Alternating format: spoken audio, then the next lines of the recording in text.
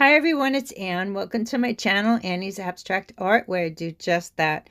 This piece was so much fun. I used so many different techniques and materials.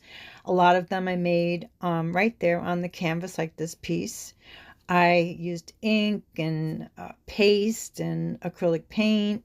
I had so much fun. And I started with a recycled canvas because it has so many layers and texture built in. So it was a good start. And here to make a really cool collage piece on canvas, I started with aged book paper that I've had for over 30 years. And I only used half of it there. And then I decided to coat it heavily with matte Mod Podge, both front and back, to not only adhere it to the canvas, but also to have the surface really, really tacky so I could lay down black sewing thread. And it was really fun to do. And I love the way it dangles at the top and the bottom. It just makes it fun. You have that movement, that organic vibe.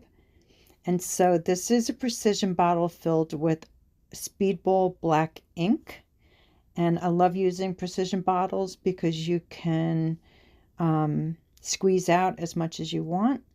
This is sepia acrylic ink, and I'm using a very, very wet calligraphy brush. It really holds a lot of water, and I use that to my advantage to get different hues. And so I want the piece to have that look like you found it from 50 years ago. It was in the back of a closet or a file cabinet. So I'm going all around, and I'm even going over the aged paper. And so I'm making puddles here, knowing that I'm going to hit it with the blow dryer so I can move the water that has the sepia acrylic ink in it. So here I'm using a little bit of acrylic ink. This is like a copper, and this is an umber. This is a little bit of acrylic ink. It pretty much gets hidden as subsequent layers are added.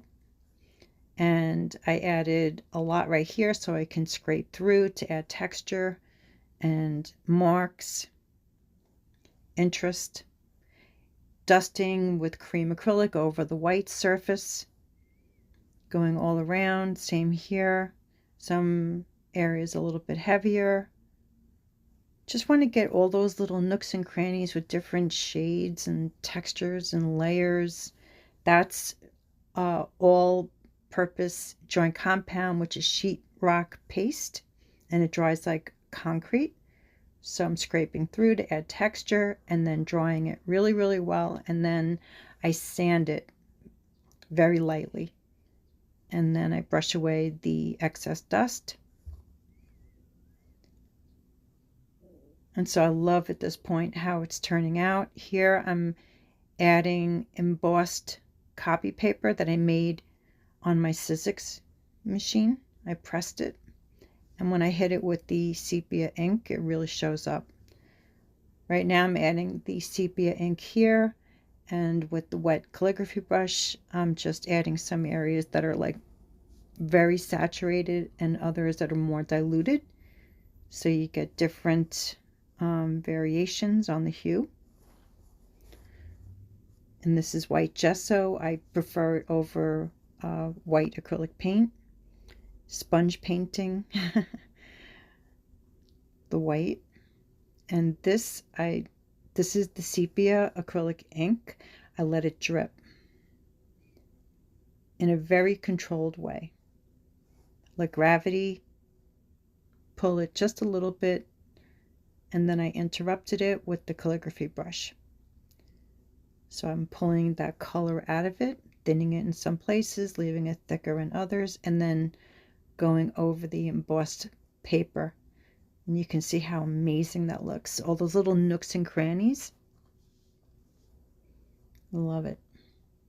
So, I mean, you can see it's another layer. It really shows up, and it's against like a chalky white paste area. This is a collage paper that I made a while back, And this is where I decided to place it.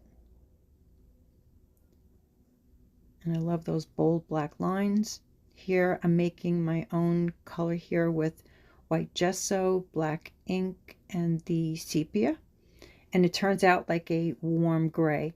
So adding that here and on the upper right corner as well.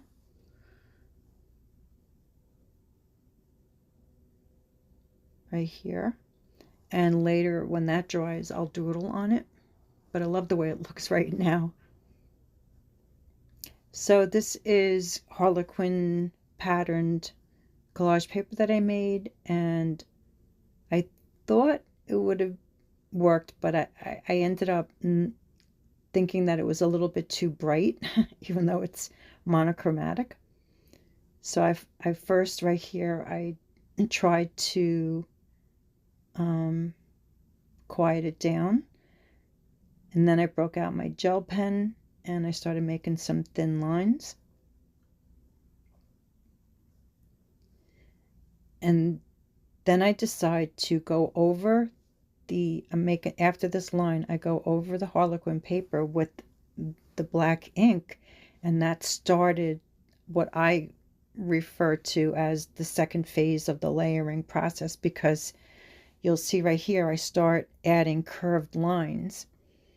And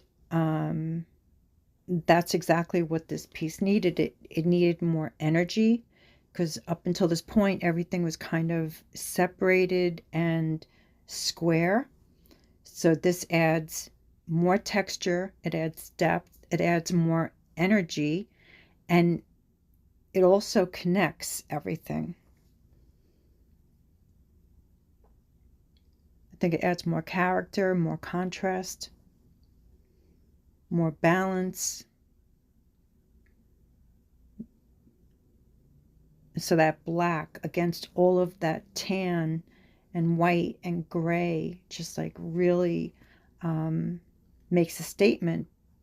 And that's why I was dry brushing so much, because I didn't want it to wipe out everything that I've worked on thus far, because they're all interesting pieces, that collage with the thread. And